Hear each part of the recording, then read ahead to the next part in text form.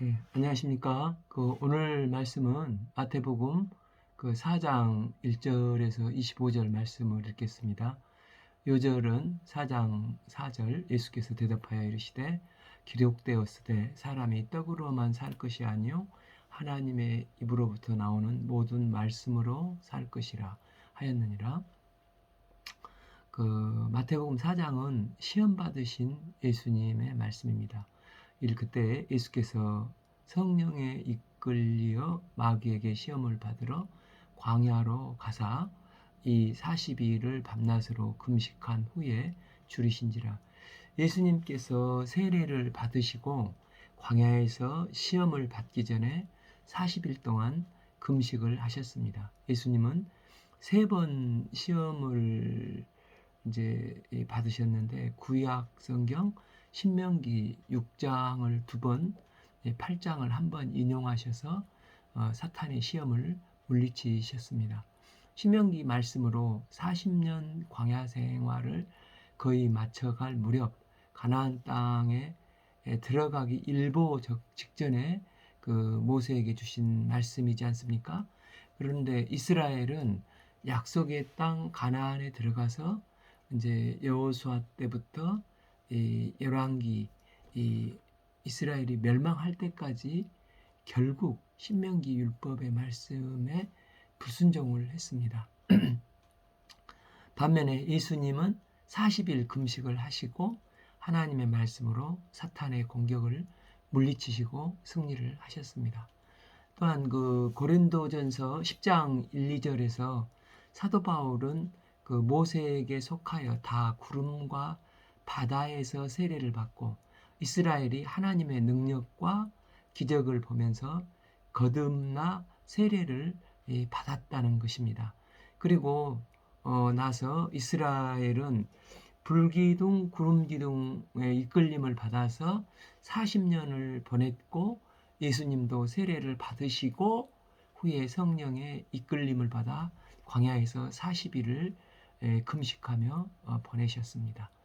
그런데 이런 똑같은 상황에서 이스라엘은 끊임없이 이 원망과 불평하며 범죄를 했었고 예수님은 똑같은 상황이셨지만 말씀으로 사탄을 물리치시고 승리하셨습니다.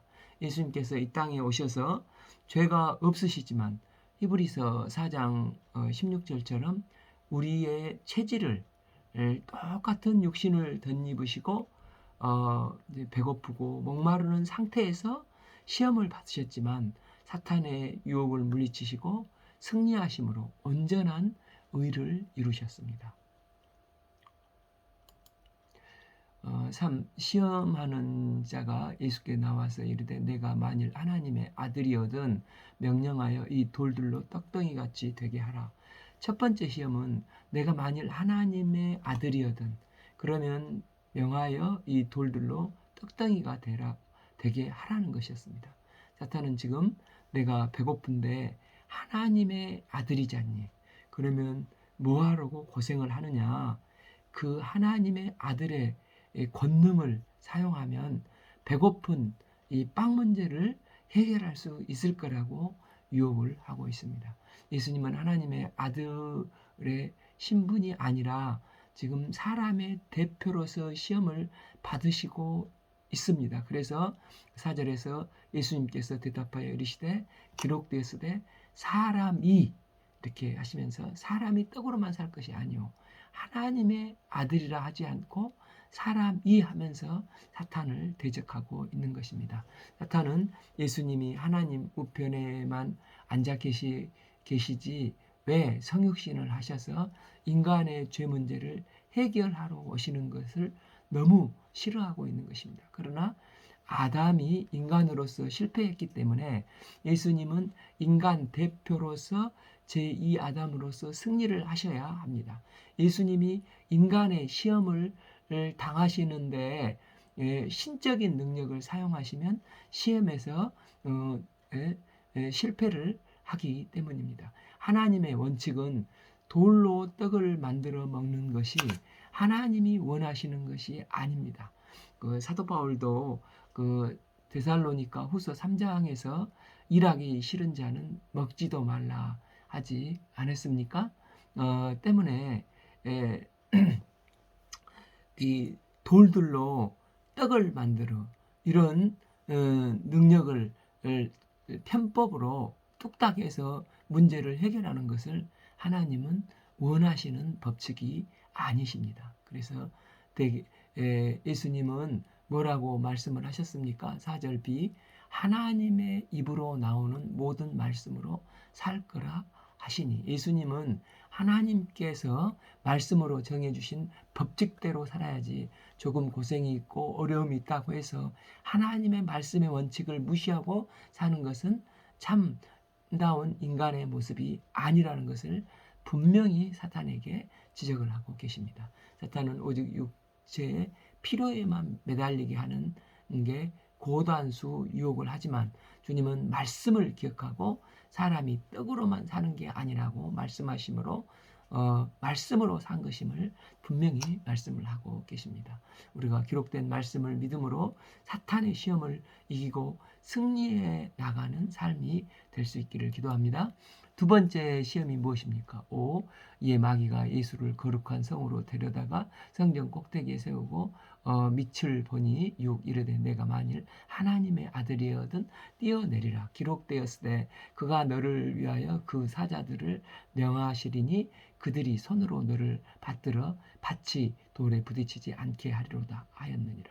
여기서 사단은 내가 만일 하나님의 아들이어든 하며 첫 번째도 또 두 번째도 사탄은 너 하나님의 아들이잖아 하고 하나님의 아들을 강조하고 있습니다. 사탄은 저 밑에 바글바글하는 사람들 사이로 하나님의 아들이기 때문에 뛰어내리면 전능하신 하나님은 너를 직접 천사들을 받아서 사뿐하게 내려놓으면 얼마나 사람들이 환호를 하고 열광을 하겠느냐. 그때 내가 하나님의 아들 메시아다 하면 안 믿을 자가 누가 있겠느냐. 시험을 하라는 것입니다. 사탄은 쉽게 명예를 얻도록 시험을 하도록 하는 것입니다. 예수님이 이 땅에 오신 것은 인간의 죄 문제를 해결하기 위해 오셨고 세례를 받으셨습니다. 그런데 사탄은 예수님이 성육신한 것도 싫고 세례받고 인간과 연합해서 죄 문제를 해결하는 것도 싫어하는 것입니다. 그러면서 자꾸 너 인간의 모습이지만 너 하나님의 아들이야. 그러니까 하나님의 아들로서 살아야 해. 인간으로서 살지 말도록 유혹을 하고 있는 것입니다. 또한 사탄은 말씀을 인용하고 있습니다. 시편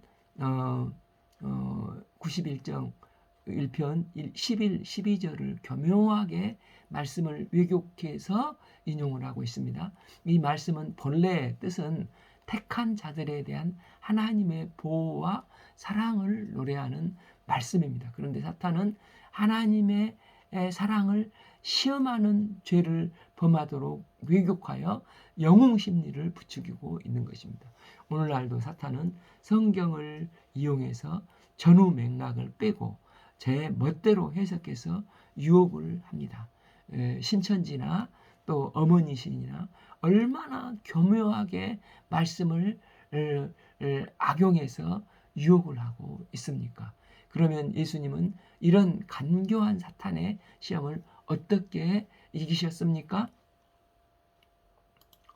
7. 예수께서 이르시되 또 기록되었을 때 주 너의 하나님을 시험하지 말라 하였느니라. 예수님은 감언이설로 넘어가지 않으시고 어떤 경우에도 기록된 하나님의 말씀으로 대결하셨습니다. 하나님의 말씀만이 승리의 비밀입니다. 우리가 성경 읽기를 통해서 말씀을 제대로 이해하고 해석하여 말씀을 말씀대로 사탄의 유혹을 물리치고 승리하는 삶을 살 수 있기를 기도합니다. 세 번째 유혹이 무엇입니까? 마귀가 또 그를 데리고 지극히 높은 산으로 가서 천하만국과 그 영광을 보여 이르시되 만일 내게 엎드려 경배하면 이 모든 것을 내게 주리라. 사탄에게 경배하기만 하면 다 준다는 것입니다. 이 유혹은 한방이라는 것입니다. 십자가 없는 영광을 추구하는 것입니다. 대가를 치르지 않고 그냥 사탄에게 절망하면 한 방에 절만 하면은 한 방에 끝나게 해주겠다는 것입니다. 그러나 예수님은 이 땅에 오신 이유는 우리의 죄값을 다 치르시고 죄 문제를 십자가에 죽으심으로 죄 문제를 해결하시기 위해서 이 땅에 오셨습니다.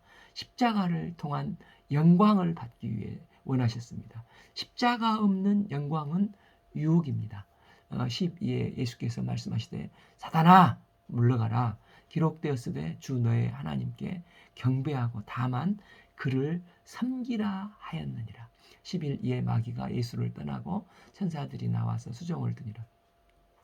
이제 누가복음 4장 13절을 보면 얼마 동안 떠났다고 했습니다. 그러므로 사탄은 언제나 기회가 주어지기만 하면 시험을 합니다. 우리가 연약하여 사탄의 시험을 이길 수가 없으나 우리가 기록된 하나님의 말씀을 의지하여 살 때 승리하는 삶을 살 수 있습니다. 12 예수께서 요한이 잡혔음을 들으시고 갈릴리로 물러가셨다가 예수님이 복음 역사를 시작하실 때 세례 요한이 투옥이 됐습니다. 헤롯이 동생 아내 헤로디아를 취하여 불륜을 저질렀습니다.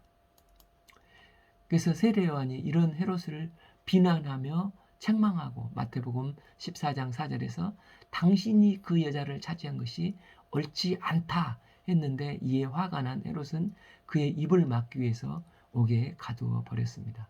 13 나사렛을 떠나 스불론과 납달리 지경 해변에 있는 가버나움에 가서 사시니 여기서 우리는 당장 이런 생각이 들지 않습니까?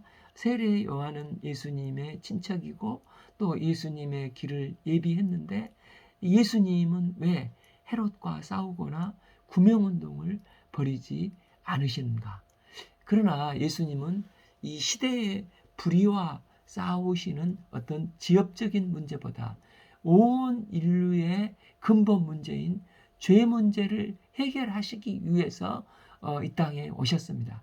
그래서 예수님은 이 구원의 길, 십자가의 길을 가고자 하신 것입니다. 이를 볼 때 우리에게 각자에게 주께서 주신 사명이 다 다를 수가 있습니다. 어떤 분은 병자만 보면 눈물이 나고 그냥 그런 사람들은 병원 선교를 하면 되는 것입니다.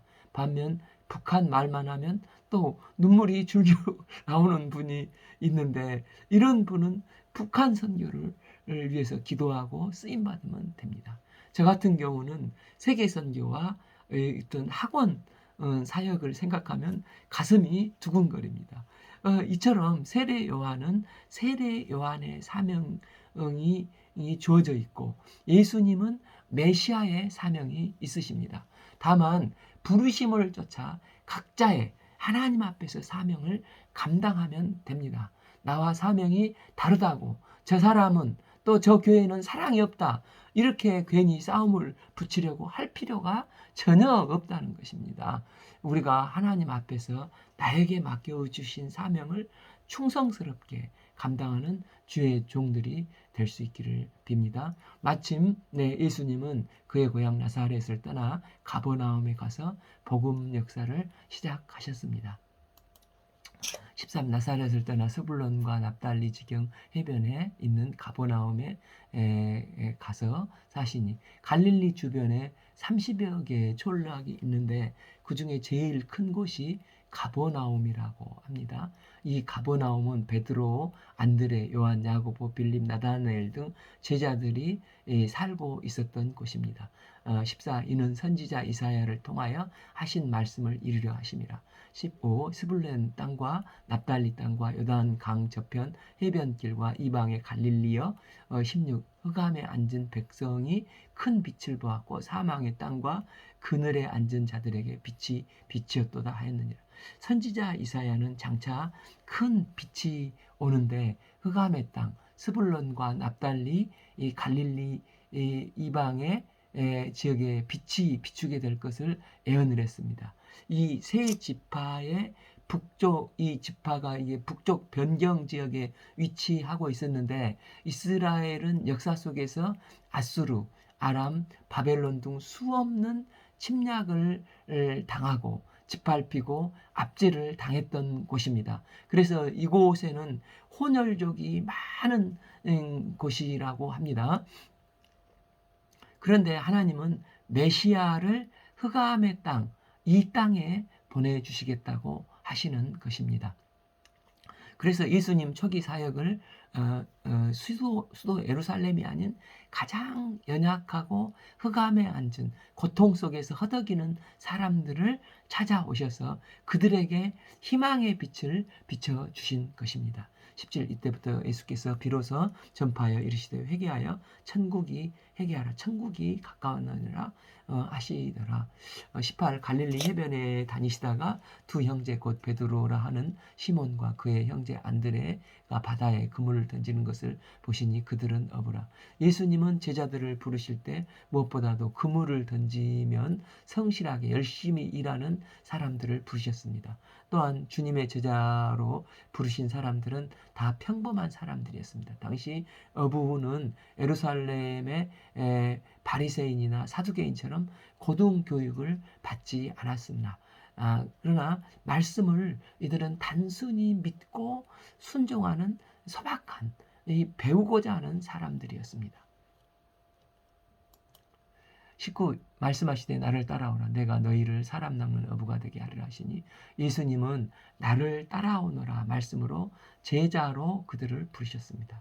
인생의 목적을 지금까지는 자신의 욕심과 이상을 쫓아 살았었지만 이제 후로는 예수님이 중심의 목적이 되는 삶을 살라는 것입니다. 또한 이 따르는 자, 이 팔로워는 본래 제자, 디사이플이라는 뜻이 있습니다. 때문에 제자란 스승의 말을 잘 배우는 자, 이 런닝 마인드를 가지는 자라는 것입니다. 그래서 호랑이가 무서운 게 아니라 이 런닝 마인드를 가지고 성장한 사람이 무서운 것입니다. 제자들은 이런 무한한 가능성이 있는 자들이었습니다. 예수님은 그를 따르는 때 사람 낚는 어부가 되게 하리라고 하셨습니다. 제자들은 본래 업으로 물질을 목적으로 사는 생활인이었습니다.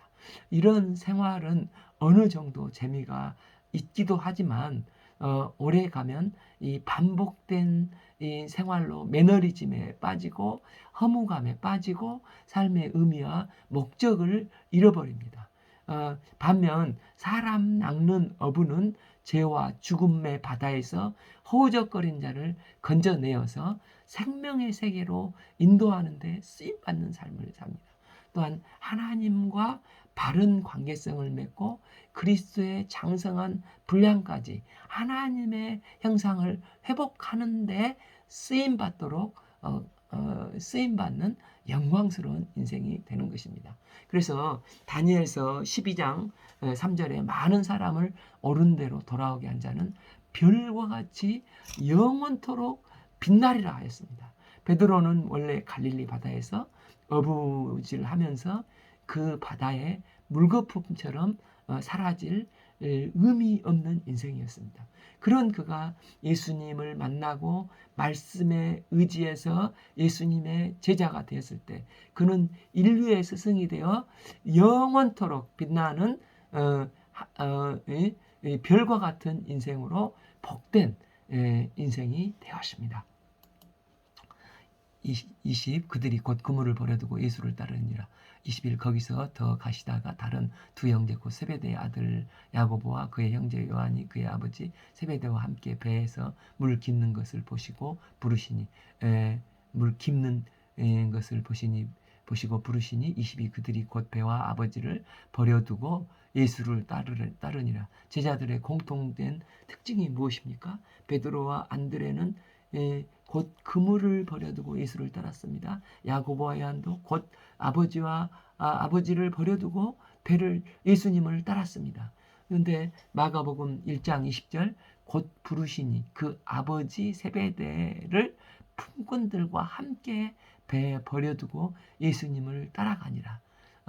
곧 그는 품꾼들과 함께 여기는 이렇게 나오고 있지 않습니까?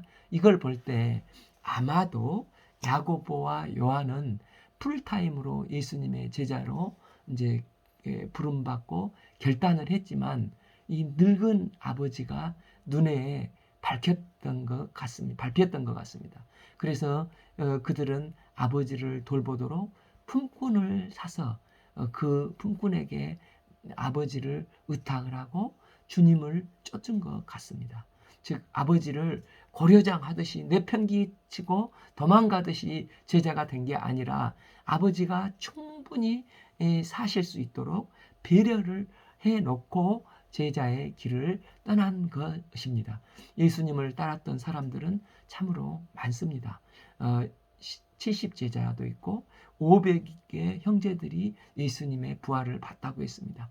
이 모든 사람은 아니지만 이 제자들은 특별히 풀타임으로 제자로 부름을 받은 것입니다. 이때 제자들은 안정된 직장을 버려두고 곧 예수님을 따라 예수님의 제자가 되었습니다. 예수님은 이 결단을 귀히 여기시고 그들의 인생을 사람 낚는 위대한 인생으로 축복하시고 그들의 삶을 통해서 영광을 받으셨습니다. 23 예수께서 온 갈릴리에 두루 다니시며 그들이 회당에서 가르치시며 천국 복음을 전파하시며 백성 중에 모든 병과 모든 약한 것을 고치시니 여기서 이제 회당은 예수님께서 초기 갈릴리 사역을 본격적으로 이제 시작한 것입니다. 여기서 회당은 바벨론 성전이 무너지고부터 이제 예전에는 예루살렘 성전에서 제사를 드렸는데 이제 다 타서 없어져 버렸으니까 이제 간이 예배 초소처럼 유대 각 지방에 이제 생기게 되고 또 포로로 잡혀갔던 유대인들도 그곳에서 그렇게 이제 회당을 지어서 예배를 드렸습니다. 이곳은 주중에는 율법을 가리키는 장소가 되었고 특히 다음 세대들에게 우리가 이렇게 그 하나님께 심판받고 예루살렘이 멸망한 이유가 율법을 따르지 않았기 때문인 것을 알고 다음 세대들에게 율법을 부지런히 가르쳤습니다. 예수님은 온 갈릴리로 들어 다니시며 회당에서 말씀을 가르치시고 천국 복음을 전파하셨습니다. 그리고 백성들의 병들고 약한 것들을 고치셨습니다. 예수님의 사역 중에서 이 말씀 사역과 병 고치는 사역 이게 그 2대 사역이지 않습니까? 24 그의 소문이 온 수리아에 퍼진지라 사람들이 모든 앓는 자 곧 각종 병에 걸려서 고통당한 자 귀신 들린 자 간질하는 자 중풍병자들을 데리고 오니 그들을 고치시더라. 예수님은 모든 병자들이 예수님께 나왔을 때 도매급으로 이제 한 번에 이렇게 싹 고쳐주지 않고 일일이 인격적으로 각색병 든 자들을 영접하시고 그들을 위로하시고 또 연약한 자들을 돌보시고 치료하여 회복시켜 주셨습니다. 예수님은 어떤 연약한 자, 어떤 병에 시달린 자도 사랑과 능력으로 고쳐 주셨습니다. 사람들은 이런 메시아 되신 예수님의 소문을 듣고 온 수리아 지역에 허다한 무리가 예수님께 나왔습니다. 25 갈릴리와 데가볼리 예루살렘과 유대와 요단 강편에 수많은 무리가 따르니라. 예수님은 고통하는 모든 사람들에게 위로가 되셨고 연약한 자들에게 힘과 용기가 되셨습니다. 예수님만이 개개인의 빛이 되시고 우리 인생들의 진정한 빛이 되십니다. 오늘 말씀은 마태복음 4장 말씀을 읽겠습니다. 감사합니다.